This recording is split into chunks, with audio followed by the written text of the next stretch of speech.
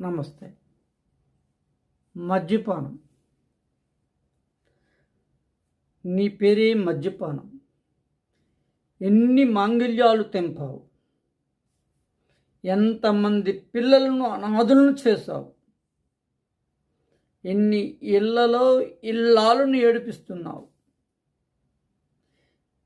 ఎన్ని ఇళ్లను అప్పుల పాలు చేశావు, ఎన్ని ఇళ్లను నవ్వుల పాలు చేశావు. పేదరికమును పెంచే మందు సీసా, తగువులను పెంచే మందు సీసా,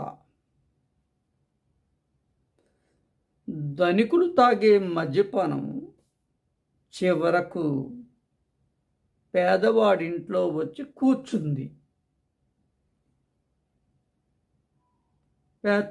పేదవాడిని మరికొంచెం పేదవాడిని చేస్తుంది.